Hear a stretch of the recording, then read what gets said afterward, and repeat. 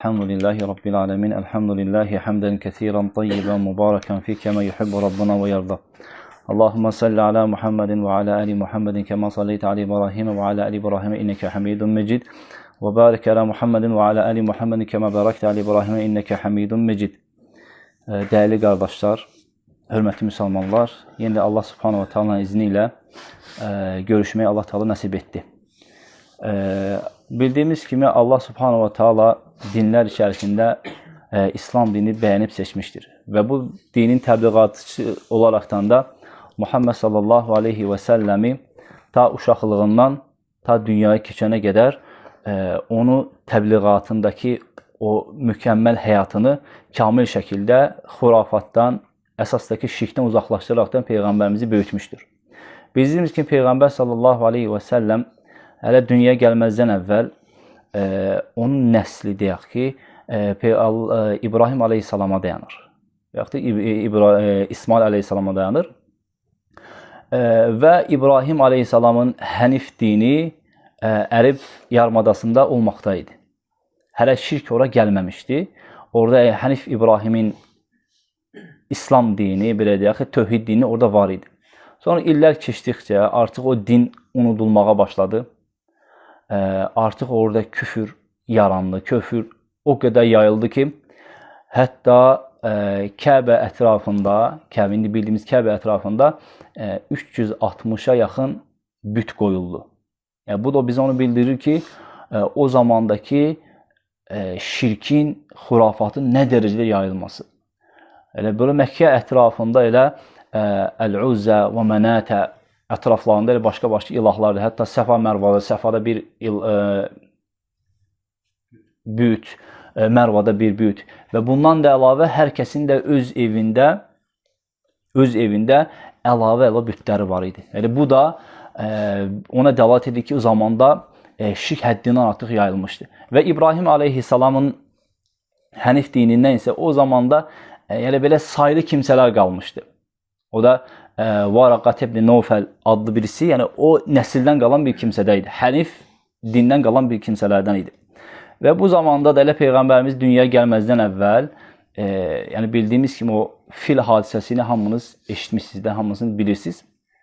Orada Həbəşistan Məliki Yəməndəki valisinə əmr edir ki, geçsin Kəbəni dağıtsın. O öz ordusunu yığıb gedirlər Peyğəmbər Məkkəni, Kəbəni, xüsusən Kəbəni dağıtmağa. Onlar Kəbəyə, yəni fil dəstəsi ilə gəlirlər. Çünki onlar hələ Kəbəyə çatmazdan əvvəl neçə Qureyş və Məkkə qəbilələrin yanından keçirlər. O qədər silahlı dəstələrin yanından keçirlər. Lakin onların dəstəsi o qədər güclü olur ki, onları heç bir kimsə qarşı qoya bilmir. Ta ki onlar Kəbənin qarşısına kimi gəlirlər. Bu zaman onlar Kəbəni yıxmaq üçün filləri sürdükləri zaman fillər imtina edirlər, getmirlər.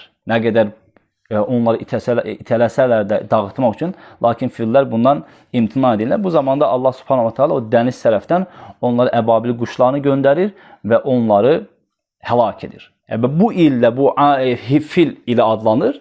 Bu fil ilində də Peyğəmbərimiz sallallahu aleyhi və səlləm həmənki o ildə Peyğəmbərimiz sallallahu aleyhi və səlləm dünyaya gəlir və beləliklə o dünyaya gəldikdən sonra Allah Subhanahu wa Taala Muhammed sallallahu aleyhi və səlləmi yəni o risaləsini, o hənif, o ixlas, o tövhid dinini tamamlamaq üçün Peyğəmbər sallallahu aleyhi və səlləmi anasının doğulduqdan ta ki dünyadan köçənə qədər onu qoruyur.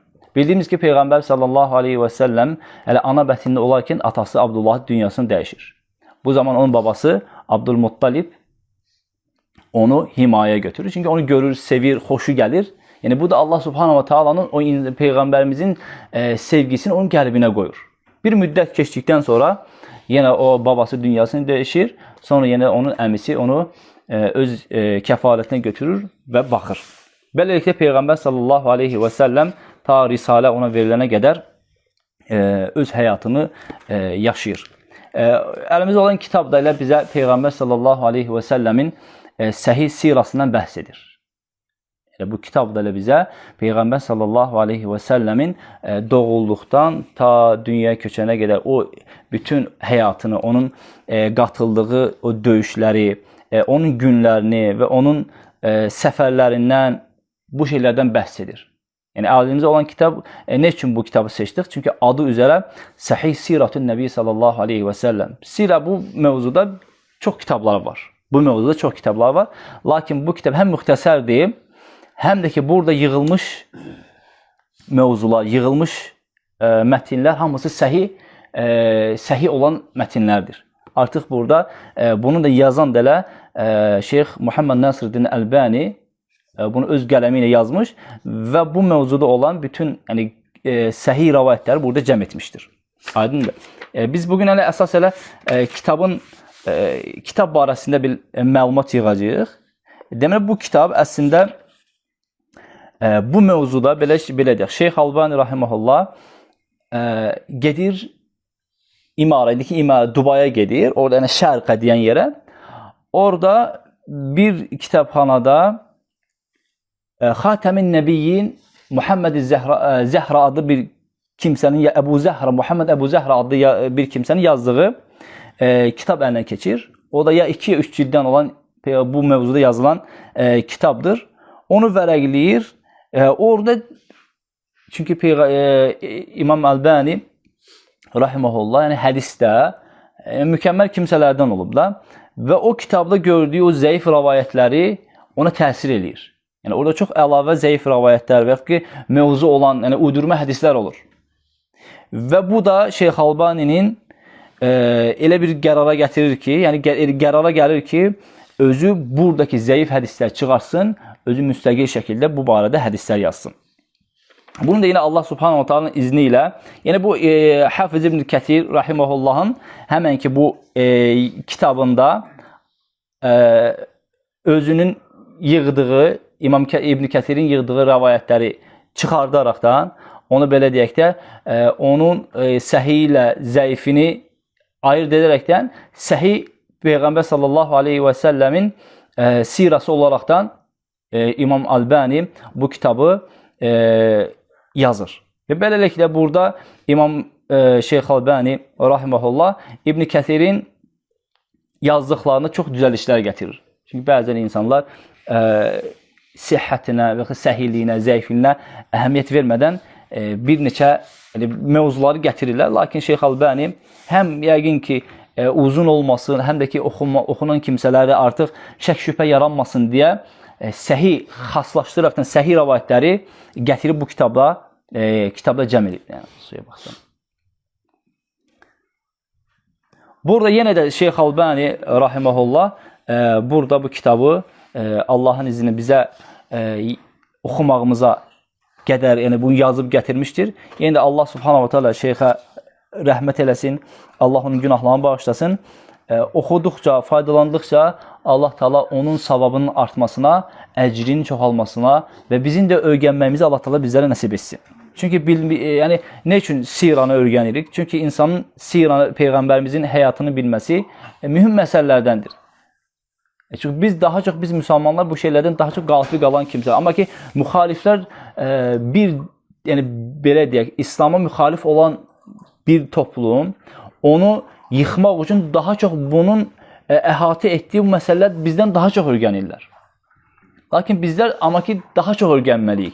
Amma ki belə müxaliflərə dinləsən, onlar bəzən baxırıq ki bizdən daha çox bu məsələ daha çox ilmə malikdirlər. Daha çox bunu bilirlər. Amma bizlər isə başımız ya işə qarışıb, ya ki başqa şeylərə qarışıb bunları öyrənməkdən özümüzü məhrum edirik. Amma ki əsas odur ki bizlər Peyğəmbər sallallahu aleyhi və səlləmin həm nəsəbini, həm yaşayışı, həm həyat tərzini öyrənməliyik. Və bunu bilməyimiz də bizim həm imanımıza, həm də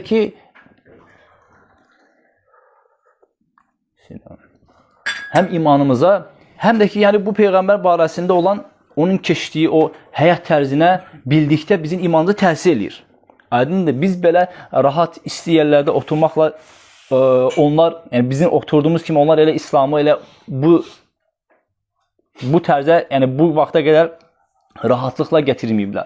Onların girdiyi yəni çətinlikləri Allah Subhanahu Taala bizləri salmayıb. Ona görə biz onların həyatını öyrənməyimiz, onların sirasını, onların günlərini, onların yaşayışını öyrənməyimiz həm bizim dünyamıza, həm də ki bizim axirətimizə həqiqətən çox xeyirləri olur. Sonra burada Şeyx Albani, yəni bu kitabda, yazdıqda qoyduğum mənhəclərdən bəhs edir. Ondan sonra keçir birbaşa Peyğəmbərimizin sallallahu aleyhi və səlləmin nəsəbinə. Peyğəmbərimizin sallallahu aleyhi və səlləmin nəsəbi necədir? Yəni, hardan doğulub və sonuncu nəsəbi kimə dayanır deyə bundan bəhs edir. Burada başlayır ki, burada Allah subhanahu wa ta'ala ayəsindən başlayır, deyir ki, Allahu a'lamu haythu yec'alu risalete. Allah peyğəmbərliyi kimə verəcəyini daha doğru biləndir. Yəni, burada heç bir kimsənin ixtiyarı yoxdur. Çünki zamanında, belə edək ki, Peyğəmbərimizə elə Peyğəmbərlik verilməmişdən əvvəl onlar müşriklər və ya Yahudilər Peyğəmbərlər yəni öz nəslindən və ya öz nəsəbindən, öz nəslindən istəyirdilər. Lakin Allah Teala bizə bunu bildirmək istəyir ki, yəni Peyğəmbərin və ya Peyğəmbərliyin kimə verilməsini Allah daha yaxşı biləndir. Burada bizim bir ixtiyarımız yoxdur. Yəni biz bir məşvərət eləyək, görək Peyğəmbəri içimizə kimə verərək deyə bir xüsusiyyət ola bilməz. Aydındır.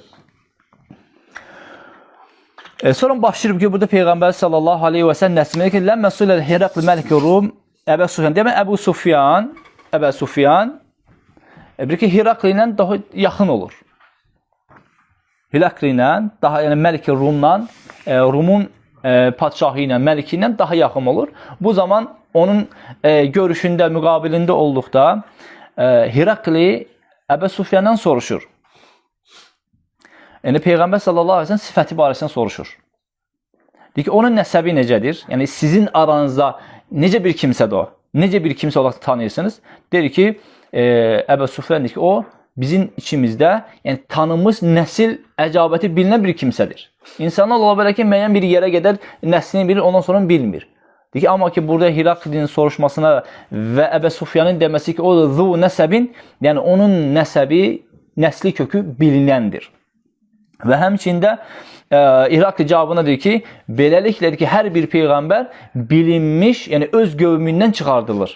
Nəsəbi məlum olmuş şəkildə.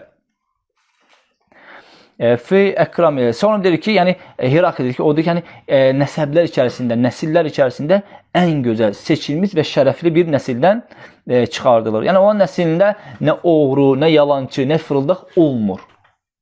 Aydın peyğəmbərlərin nəsilində. Və Peyğəmbər sallallahu aleyhi və səlləmin nəsli də belə də qəbilələrin çoxluğu içərisində ən çox qəbilə olan və hər bir qəbilənin də yəni şərəfli kimsələr olan, böyük kimsələr olan olduğu da bildirilməkdədir. Və Peyğəmbər sallallahu aleyhi və səlləm də Adəm övladının ta dünyada və axirətdə də Adəm övladının seyyidi, öndəri, ağası olacaqdır. Burada deyir ki, Peyğəmbər sallallahu aleyhi və səlləmin künyələri var. Məsələn, Peyğəmbərimiz deyir ki, Əbul Qasim, Əbu İbrahim və həmçinin burada başlayır ki, Muhammed o adlarından bəhs edir. Peyğəmbərimizin adları var. O adlarda həsən özündə bir xüsusiyyəti var da.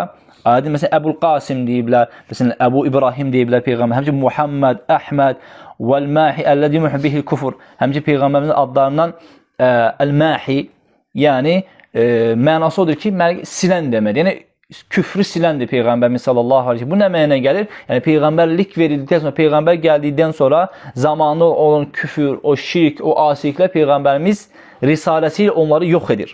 Və həmçində Əl-Aqib leysə əlləzi mə ba'dahu nəbiyyun. Əl-Aqib də həmçinin Peyğəmbərimizin adlarındandır. Yəni, ondan sonra Peyğəmbər yoxdur. Və həmçinin Əl-Haşir, Əl-Haşirdə yəni ilk həşr olunan elə bu ümmət üçün Peyğəmbərimiz sallallahu aleyhi və səlləm olacaqdır. Həmcə Əl-Muqaffi adı da verilmişdir. O da Peyğəmbərlərin axıncı və sonuncu olduqda mənasına gəlir. Və həmçin Nəbiyyur Rəhmə, rəhmət Peyğəmbəri və Nəbiyyur Tövbə, Tövbə Peyğəmbəri. Nə mənaya gəlir Tövbə Peyğəmbəri? Çünki Tövbə Peyğəmbəri yəni bizdən Musa aleyhissalamın dövründə də zamanında bilirdiniz, onların hökmləri bizim əhkamlardan, hökmlərdən fərqlənirdi. Onların tövbəsinin qəbul olması, Allah da Qur'an-ı Bəqərə surəsində keçir də, ki onların tövbəsinin qəbul olunması özünü öldürməsi ilə bildirilir. Amma ki bizim Peyğəmbərimizin bu tövbə adı verilməsi, yəni bizlər bizi özümüzü öldürməyə ehtiyac yoxdur. Biz tövbə etsək, Artıq Allah Subhanahu taala bizləri günahını əfv edir. Və bu xüsusiyyət elə Allah Taala'nın bu rəhmət peyğəmbərinə və əlaqəsi ki bizə rəhmi gəlməsindən dolayıdır ki, bizə bir xüsusiyyət vermişdir. Aydındır. Və biz tövbə edərəkdən Allah Taala bizlərin tövbəmizi qəbul edir. Və həm Nəbiyyül Əl-Məlhəmə, yəni döyüş peyğəmbəri, yəni döyüşlərə qatılan peyğəmbəri də olaraq adı da keçmiş. Və həm Xatəmin Nəbiyyin və peyğəmbərlərin sonuncusu adı da və Xatəmin Nəbiyyin və həmçində Abdullah adı da zikr olunmaktadır. Bu Xatəmin Nəbiyyin və Abdullah bu ad, iki ad Quranda keçməkdədir və saydığım bu əvvəlki adlar da hamısı ayrılıqda hədislərdə öz təsdiqini tapmaqdadır. Və qal el-Beyhaqi və zə ba'du uləmə fəqalə və həmçində Beyhaqi deyir ki, bəzi alimlər Allah Taala'nın peyğəmbərimizin adlar əlavə edərək demişdir. Səmmə Allah fil Quran və həmçində ki Allah Taala peyğəmbəri Quranda Rasul, Nəbi, Ummi adlandırmışdır. Yəni Rasul, Nəbi, Ummi, yəni yazma oxuya bilməyən, həmçinin şahid, mübəşşir, nəzir və həmçinin da'iyan ilallah bi iznihi və siracən munira, Allah Taala'nın dininə dəvət edən və siracən munira, işıq saçan, raufan rahimən, muzakkaran və müzəkkiran və cəaləhu rəhmətən və ni'mətən və hədiyən alaraqdan peyğəmbərimizi Allah Subhanahu taala bu adları vermişdir. Bu adlara baxdıqda peyğəmbərimiz həm rasuldur, həm nəbidir, həm də ummidir. Bu hamısı peyğəmbərimizin adlarıdır, onların sifətləridir. Bizə qəribə gəlməz. Həm də şahiddir də, aydındır, ümmət üçün şahiddir və həmçə mübəşşirdir, insanları müjdələyəndir. Peyğəmbərimiz insanları müjdələyəndir. Allah barəsində, yəni deyək ki, peyğəmbərimizə qədər indiki bizim bildiyimiz Allah barəsində olan onun ad və sifətləri barəsində başqa peyğəmbərlərdə belə bir elm olmuyor, bildirməyiblər. Onların daha çox risaləsi belə deyək ki, nəbi olaraqdan gerçəkləşmişdir. Yəni xəbərdar olaraqdan gerçəkləşmişdir. Amma ki Allah Subhanahu taala bizim Muhammed sallallahu aleyhi və səlləmi həm Rasul, həm Nəbi seçməsi və həm də Allah Taala barəsində daha geniş məlumatlar vermişdir.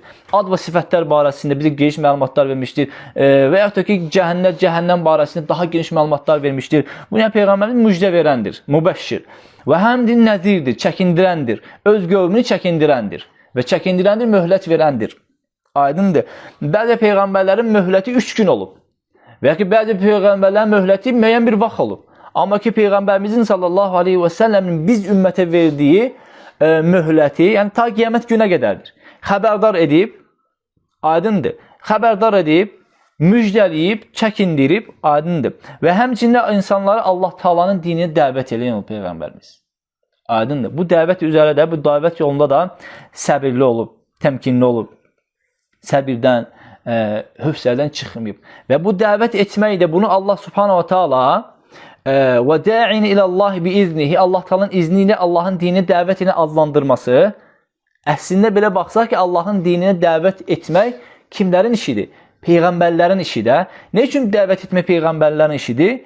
Yəni belə düşüncəmizə belə bir fikir gələ bilər ki, belə bir düşünə bilərək ki, yəni doğrudan da həqiqətən peyğəmbərlik uca bir məqamdır və bu dəvət də uca bir məqamdır. Allah Taala'nın bu uca bir məqam və bir dəyərli bir xüsusiyyəti peyğəmbərə verməsi həqiqətən çox dəyərli bir şeydir dəvət etmək. Aydındır. Onun üçün də dəvət edən kimsə gərək peyğəmbərimizin sallallahu aleyhi və səlləmin bacardığı qədər onun əxlaqi xüsusiyyətləri ilə özündə barındırmalıdır. Çünki belə bir ki, bizdə daha çox dəvətə həvəsimiz var, dəvətə canımız yanır. Lakin bəzən bizi qarşı tərəf bizim çağırdığımızı əməl etmədiyimiz şeylərlə bizi qınayırlar, bizi tənqid edirlər. Sən bunu deyirsən, axı sən bunu edirsən. Amma ki bu peyğəmbərdə olmuyor belə şey. Peyğəmbərimiz sallallahu aleyhi və səlləm dəvət edib və ona heç bir kimsə etdiyi gizlində və aşkarda hər hansı bir günahla yəni özünə imkan yaratmayıb ki, onu tənqid etsinlər, onu qınasınlar. Hətta Allah Taala'nın risaləsini o cür şəkildə, mükəmməl şəkildə yerinə yetirsin ki, heç kimsə ondan üz döndərməsin. Necə lazım olsa qəbul etsin. Onun üçün də dəvət etmək həqiqətən çox mühüm və dəyərli və məsuliyyətli bir işdir. Allah Taala bizi, yəni onun dininə həqiqi şəkildə və o özümüzdə barındır, o xüsusiyyətdə özümüzdə yaşadaraqdan dəvət etmək Allah Taala bizləri nəsib etsin. Və yəni Peyğəmbər sallallahu əleyhi və səlləm siracan munir, işıq saçardı.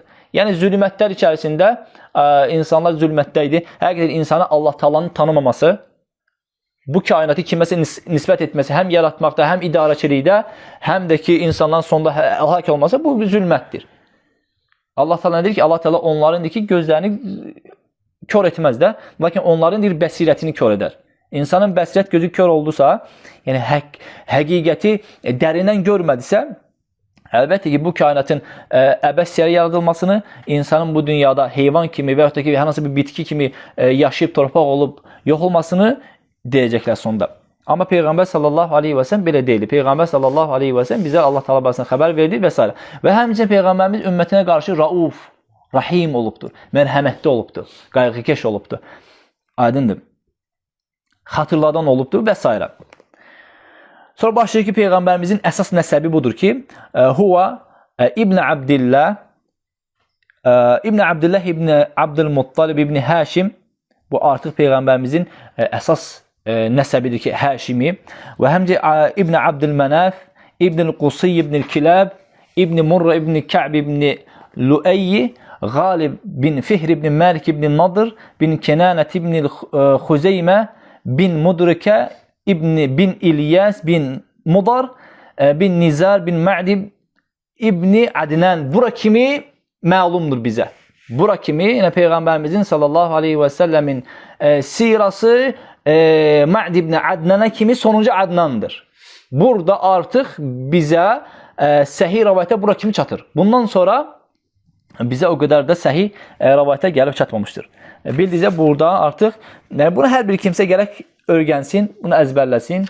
Hətta Peyğəmbərimizin nəsəbi barəsində müəyyən bir qədər elm olsun da, müəyyən qədər bir elmi mələkəsi olsun.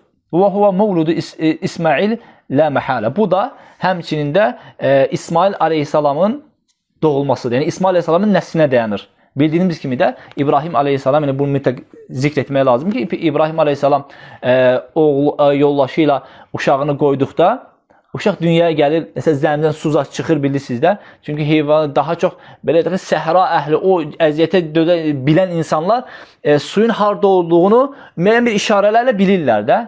Çünki daha çox insanların suya tələbatı olduğu kimi, bitkilərin tələbatı olduğu kimi, heyvanların suya tələbatı var. Biz məsəl üçün yerdə olduğumuz zaman müəyyən bir qabağımızı görə bilirik, amma heyvanlar daha geniş əhatə ilə görə bilirlər də. Onlar İsmail aleyhissalam balaca olduqda suya gələn Yəmən tərəfdən ərəblər gəlir. Belə çıxıb Peyğəmbərimizin sallallahu aleyhi və səlləmin əsli nəsəbi ərəb olmadı, İbrahim aleyhissalamdan, İsmail aleyhissalamdan gəlir. O zaman oraya ərəblər gəlir, Yəmən tərəfdən, Yəmən qafiləsi gəlir suya tərəf. Aydındır. Suya tərəf gəlir. Bu zaman İsmail aleyhissalam onları qarşı uşaqda, balaca uşaqda qarşı onların dil öyrənir, ərəb dilini başlayır İsmail aleyhissalam sonradan öyrənməyə. İbrani sonradan öyrənir. Orayı öyrənir, böyür, yetkinlik qəşən çatır, onlardan bir qadınla evlənir. Aydın sonra İbrahim aleyhissalam gəlir. Artıq anası dünyasını dəyişmişdi. Gəlir, qapını döyür, bir qadın çıxır, yaşayışını necə, yeməyiz nədir? Deyir ki, yəni biz yaxşı geçinmirik, yaşayışımız yaxşı deyil. Deyir, sonra ki, oğlun gəldikdə, yəni yoldaşın gəldikdə deyir ki, evin qapısını dəyişsin. Aydındır. Sonra İsmail aleyhissalam qayıdır, hiss edir ki, elə bilir ki, kimsə gəldiyini hiss edir. Kimsə gəlmiş ki, filan şəkildə bir kimsə gəldi. Bizdən soruşdu ki, yaşayışını dedi ki, belədir. Sonra mən nə vəsiyyət etdi ki, evin qapısını dəyiş. Bu da qadını ki, səndir, o atam idi, gəlmişdi. Mənə bildirdi ki, sən artıq sənə ayrılam, get atanın evinə. Sonra yenə evlənir İsmail aleyhissalam başqasıyla. Sonra yenidən İbrahim aleyhissalam evdə olmadıqda gəlir. Qapını döyür, qadın çıxır. Soruşur ki, yaşayışın necədir? Yaxşıdır. Yeməyi nədir? Ətdir, sudur. Hər şey yaxşıdır. Şimdi oğlun, yoldaşın gəldikdə ona denən ki, evin qapısını möhkəm saxlasın. Sonra İsmail aleyhissalam dala qayıtdıqda kimsə gəlmişdi. Bəli, gəlmişdi. Filan şəkildə soruşur, yaşayışın necədir? Dedim, belə. Sonra nə vəsiyyət etdi? Deyir, evin qapısını möhkəm saxla. Deyir, o atam idi. Mənə vəsiyyət etdi ki, səni saxlayıb. Aydın, yəni buradan sonra Peyğəmbərimizin sallallahu aleyhi və səlləm nəsli ta Abdullaha kimi davam edir. Aydın. Yəni Peyğəmbərimizin sallallahu aleyhi və səlləm İbrahim aleyhisselam onun ulu babasıdır və onun da belə deyək ki, sonraki babası İsmail aleyhisselam və ondan sonra gələn olaraqdan Peyğəmbərimizin nəsəbi belə səhih rivayətlər axırıncı Adnan olaraqdan bilinməkdədir. Aydındır. Və hadihi nəti bi hadihi sıfat la xilaf fi beynəl uləmə. Yəni bu saydığım bu adlara qədərdir ki, Peyğəmbərimizin sallallahu aleyhi və səlləmin bu nəsl əcabatı nədir? Alimlər arasında ixtilaf yoxdur. Bura kimi məlumdur. فَجَمِيعُ قَبَائِلَ عَرَبِ الْحِجَازِ يَنْتَمُونَ بِهَذَا النَّسَبِ. Bütündür ki, Hicazın bütün ərəb qəbilələri elə bu nəsəbə, bu nəslə mənsub olur. Bütün Hicazın bütün ərəb qəbilələri bu deyək ki, bu saydığımın bu qəbilələrə, bu nəsəbə nisbət olunur. وَلِهَذَا قَالَ İbn Abbas və qeyri fi qavlihi ta'ala. İbn Abbas və başqaları ki, Allah Taala'nın bu ayəsində belə deyirlər ki, قُلْ لَا أَسْأَلُكُمْ عَلَيْهِ أَجْرٍ إِلَّا الْمَوَدَّةَ فِي الْقُرْبَةِ. De, mən sizdən bunun əvəzində qohumluluq, əlaqə, qohumları sevməkdən başqa bir şey istəmirəm. Bu ayənin təfsirində deyirlər ki, لَمْ يَكُمْ بَطْنُ مِنْ بُطُونِ قُرَيْشٍ إِلَّا وَلِرَسُولِ صَلَّى اللّٰهُ عَلَيْهِ وَسَلَّمَ نَسَبٌ يَتَّصُ بِهِ. Deyir ki, Qureyşdə olan elə bir nəsəb, elə bir nəsil yoxdur ki, onların sonu Peyğəmbərimizin sallallahu aleyhi və səlləmin nəsəbinə, nəslinə dayanmış olmasın. Aydındır. Yəni bu da Peyğəmbərimizin sallallahu aleyhi və səlləm nəsəbinin, nəslinin necə şərəfli, necə dəyərli və hər bir qəbilənin nəsəbinin bilinməsinə gətirib çağırır. Aydındır. وَقَدْ رُوِيَ عَنْ طَرِيقِ الْمُرْسَلَ مُوصُولًا لِأَنَّ بِسَلَّمَ قَالَ.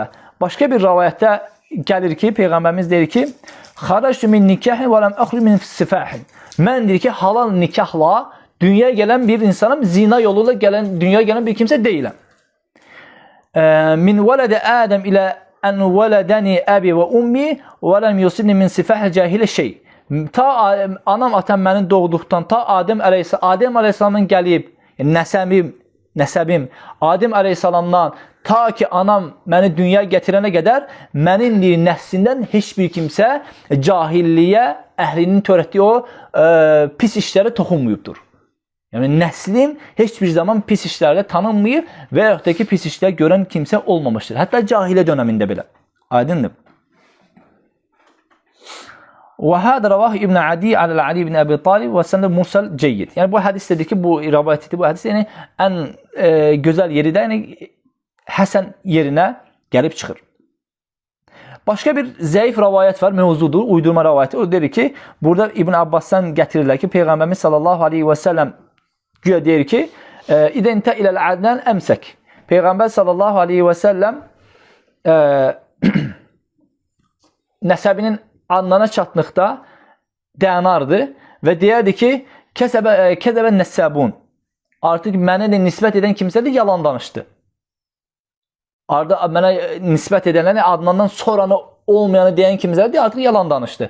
Demək istəyir ki, yəni bundan sonra da var. Lakin bu rəvayət mövzudur, yəni uydurma hədisdir.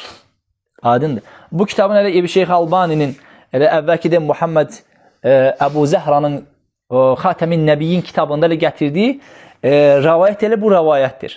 Şeyx Albani buna iradən gətirib ki, yəni bu rəvayət düzgün rəvayət deyil. Peyğəmbərimiz sallallahu aleyhi və səlləmdən belə bir rəvayət olunur, lakin bu səhih deyildir. Aydındır. Bundan sonra وثبت في صحيح البخاري عن أبي هريرة رضي الله عنه أن رسول الله صلى الله عليه وسلم قال بعثت من خير قرون بني آدم قرنا فقرنا حتى بعثت من القرن الذي كنت فيه. Deyir ki, Peyğəmbərimiz sallallahu aleyhi və səlləm ta ki içində olduğum əsrdə göndərdiyim günə qədər, ta ki içində olduğum o əsrdə göndəri günə qədər mənim nəslim Adəm əleyhissalamdan bu yana bütün xeyirli nəsillər içərisində gəlmişdir. Aydındır. Belə deyək, Peyğəmbər sallallahu aleyhi və səlləm nəsli ta ki Adəm əleyhissalamdan ta ki o öz zamanında fil ilində doğulduğu günə qədər onun nəsəbidir ki, insanlar içərisində ən xeyirli nəsildən gəlmişdir Peyğəmbərimizin nəsli. Heç bir zaman əvvəlki dedim ki, Peyğəmbərimizin sallallahu aleyhi və səlləm nəsəbində, yəni cahilə dönəmində olsa belə, yəni belə pis nəsəb olmamışdır. Aydındır. Və həmçində Sahih Müslimdən gələn hədisdə min hadisi Vasilə ibn Əsqa ənə Rasulullah sallallahu aleyhi və səlləm qalə. Vasilə ibn Əsqa deyir ki, Peyğəmbərimiz sallallahu aleyhi və səlləm İnnəllah istəfə min vələdi İbrahim İsmail. Allah subhanahu wa ta'ala İbrahim aleyhisselam övladlarını, İsmail aleyhisselamı seçdi. وَاسْتَفَ مِنْ بَنِ İsmailə Bəni Kinənə. Və İsmail aleyhisselamın nəslindən də Bəni Kinənəni, əvvəlki adlarda Bəni Kinənəni zikr etmişdir. Bəni Kinənəni seçdi. Və həmçinin Bəni Kinənənin içərisində isə Allah Teala Qureyşi seçdi. Və Qureyşdən də Bəni Həşimi seçdi. Və vəstəfə min Bəni Hişəm, Bəni Həşim. Və məni də Bəni Həşim qəbiləsindən məni seçdi. Aydındır. Bu da həmçində Peyğəmbərimizin sallallahu aleyhi və səlləm nəsəbini ta İbrahim aleyhissalama qədər və da İsmail aleyhissalama qədər və bunlar içərisində də Bəni Kinənə, Qureyş və Həşimi və həmçinin Həşimi içərisində də ən xeylisindən də Peyğəmbərimizi ən xeyli Peyğəmbəri Allah subhanahu ta'ala insanlar üçün mübəşşirən və nəzirən olaraqdan çıxartdı. Və raval İmam Əhməd anil Muttalib ibn Əbi Vəda'a qalə qaləl Abbas bələxu sallallahu aleyhi və səlləm ba'dəmə yəqulun nəs fəsa'idəl minbər. Peyğəmbər sallallahu aleyhi və səlləm belə rəvayət gəlir ki, insanlar Peyğəmbər sallallahu aleyhi və səlləm barəsində nəsə danışdıqdan sonra Peyğəmbər sallallahu aleyhi və səlləm minbərə qalxır. Fəqalə deyir: Mən ənə, yəni mənim barəndə filan şeylər danışırsınız. Mən kiməm? Qalu əntə Rasulallah. Deyirlər ki, sən Allahın Rasulusan. Sonra başlayır ki, Peyğəmbərimiz demək ki, Ənə Muhammed ibn Abdullah ibn Abdülmuttalib. Mən Abdülmuttalibin oğlu, Abdullahın oğlu Muhammedəm. İnnəllah xaləqəl xalə fəcəalə min xeyri xəlqi. Allah Teala məxluqatı yaratdı və onların içərisindən ən xeylisi olaraqdan məni çıxartdı. Və cəaləni firqəteyni fəcəal min xeyri firqə. Fəcəaləhum firqə. Onlar iki firqə yaratdı və o firqələr içərisindən məni ən gözəl, ən xeyli firqədən çıxartdı. Və xaləqəl qəbailə fəcəal min xeyril qəbailə. Və Allah Teala insanlar içərisində qəbilələr bölündü və ya da qəbilələr yaratdı və məni də o qəbilələr içərisində ən xeyli qəbilələr içərisindən çıxartdı. Və cəaləhum buyutən fəcəalən fi xeyrihim beytən. Və onlar içərisində evlər təyin etdi və məni dedi ki, ən xeyli evlər içərisindən məni çıxartdı. Fəənə xayrukum beytən və xayrukum nəsəbən. Və mən də sizlər içərisində həm ev və həm də qəbilə baxımından və yaxud nəsəb baxımından ən xeyrinizəm deyər Peyğəmbərimizdən belə rəvayət. Və salavatullah və sələmu aleyhi daimən əbni ilə yumul qiyamə. Daima və ta qiyamət günə qədər Allah Teala'nın salamı və salavatı Peyğəmbərimizin sallallahu aleyhi və səlləmin üzərinə olsun. Və səbədə fi sahih ən Rasulullah sallallahu aleyhi və səlləm qalə. Və həmçində səhih bir rəvayətdə varid olmuş ki, Peyğəmbərimiz sallallahu aleyhi və səlləm demişdir: Ənə seyyidu və lə Ədəm yevmül qiyamə və lə fəxrə. Mən qiyamət günündə Adəm övladının ən xeyirlisiyəm. Və lə fəxrə. Və mən də bundan ki, fəxirlənmirəm. Çünki bu sözün nə mənə gəlir? Və lə fəxrə. Sən təsəvvür et ki, Allah Teala bunun barəsində xəbər verir ki, özü bir xəbər verir ki, mən qiyamət günə qədər insanlar içərisində olacaq ən xeyirli insanam. Və lə fəxrə. Mən artıq fəxirlənmirəm bunlarla. Mən təkəbbürləm. Çünki bunun qazanması mənim əlimdən deyil ki, hətta mən fəxirlənim onunla. Aydın da mən təkəbbürlənmirəm, fəxirlənmirəm buna görə. Çünki bunu mənə verən Allah subhanahu wa ta'aladır. İşləri yenə də Peyğəmbərimiz sallallahu aleyhi və səlləm Allah Teala həvalə etdi. Bu nəyin nəticəsidir? Bu da Peyğəmbər sallallahu aleyhi və səlləmin etiqadının, dininin hənif dinə dayanması, yəni şirkdən uzaq olmaq, şirkdən uzaq olan, küfrən uzaq olan hənif dinə dayanmasının bir dəlilidir. Allah subhanahu wa ta'ala bizləri bu eşitdiyimizdən faydalanmağa Allah subhanahu wa ta'ala bizə nəsib etsin. Bugün biz onu öyrəndik ki, Peyğəmbər sallallahu aleyhi və səlləm nə zinə yolu ilə dünyaya gələn nəsildən dünyaya gəlməmişdir. Yəni onun atası, anası məlumdur və onun nəsəbi də bizə bəllidir və burada da biz ta Abdullahdan, atası Abdullahdan ta Adnana qədər Peyğəmbərimizin nəsəbindən nəsli əcəbətindən bəhs etdik. Kimsə bacarırsa bunu axtarsın, tapsın, əzbərləsin və həmçində Peyğəmbər sallallahu aleyhi və səlləm nəsəbi o qədər şərəfli, şərafətlidir ki, bütün Qureyş və bütün Hicaz qəbilələri onun nəslinə isnad olunur. Və həmçinin biz burada Peyğəmbər sallallahu aleyhi və səlləmin Adəm övladının ta qiyamət günə qədər ən xeyirli nəsil olduğunu bildik və həmçinin Peyğəmbər sallallahu aleyhi və səlləm nəsli cahilliyə dövründə olan pis murdar işlərə nəsəbi toxunmamışdır və həmçinin biz burada Peyğəmbər sallallahu aleyhi və səlləmin İsmail aleyhissalamın nəslindən, onun da nəslinin Bəni Kinanədən, onun da Kinanənin də Qureyşdən və Qureyşin də Həşimindən və Həşimindən də Peyğəmbər sallallahu aleyhi və səlləm çıxdığını bildik. Və burada da həmçinin Peyğəmbər sallallahu aleyhi və səlləmin qəbilələr içərisində ən xeyirli qəbilələrdən olduğunu və qiyamət günündə də Adəm əleyhissalamın insanlar içərisində ağa olması, seyid olması bizə bildirilir. Allah subhanahu teala bizə eşitib faydalananlardan etsin. Gələn dərsimizdə isə Məvludu Rasulullah sallallahu aleyhi və səlləm, Peyğəmbər sallallahu aleyhi və səlləm doğumu barəsində bəhs edəcək. Allah teala bizə eşitib faydalananlardan etsin. Və sallallahu ala nəbiyyinə Muhammed